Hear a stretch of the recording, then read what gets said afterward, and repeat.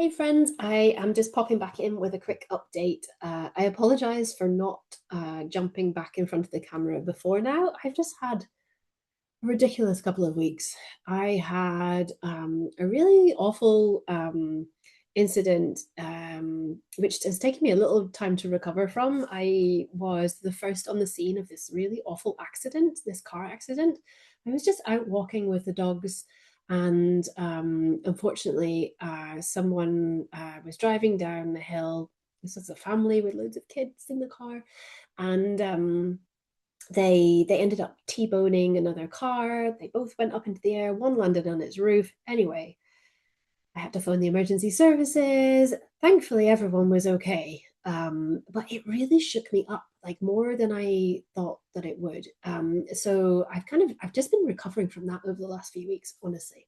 And then I've had the most awful response to the seasonal flowering of a particular crop, oilseed, the bright yellow flowers that you find in the fields at this time of year. It's never bothered me before, but the beginning of this week was horrendous. I just had this huge allergy response, kind of tight chest, couldn't breathe, eyes just like wasn't they weren't even itchy, they were painful. And then I got like allergic conjunctivitis. Miraculously, I'm back to normal, thanks to some wonder drugs. But all of that has meant that I like jumping in front of the camera is the last thing I've wanted to do. So I apologize, but I'm here. So what I have been doing is I've just been painting. I've just been going at it for the last couple of weeks. Just had my head down, and things are going really well. I'm just going to show you a few. Okay, so there's like maybe 15 pieces they're all at like kind of ugly teenager stage is what I call it, where like the main kind of bulk of the painting has been done, but I haven't yet added pencil, and I haven't like photographed them and started kind of finishing them on my iPad in Procreate, which is the kind of the final piece, where I add all the the kind of the little details and the light effects and stuff. So these are sort of like, yeah, ugly teenagers. So this is the lover's card. This is like two little puffins. You can see I haven't put in the orange and stuff, and I'm gonna be painting the sky probably today. And then these little flowers are gonna be pinks. That's the lover's card there. Excuse me. This is gouache. I've been using gouache.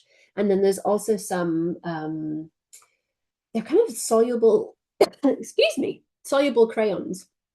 Um, and this is the Empress. So I need to paint the dolphins in, but the kind of the bulk of the painting of all the foliage and stuff is done. But then I'm going to add color pencil and put some like loads of texture in here, so it looks kind of nice when it's scanned. Um, this one is the Seven of Cups.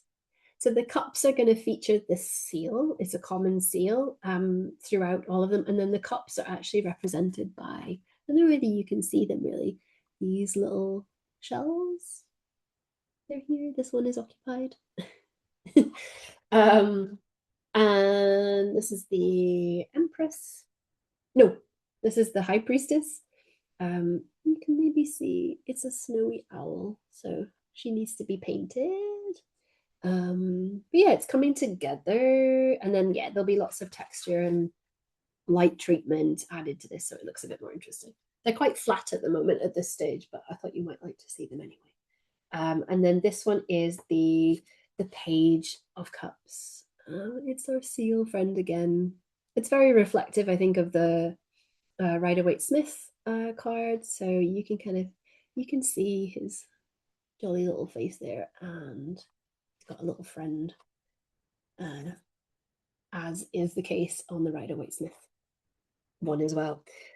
Other things, I have been in touch with manufacturers, and we have a mock-up of the deck. So compared to the Oracle deck, you can see it's so much chunkier and it feels really good. It is so kind of like weighty and heavy, and yeah, I really like it. It feels solid. So there's all the cards that I will be creating. So yeah, I kind of keeping it quite similar to the Oracle deck in terms of feel, so that they sit well together. This way.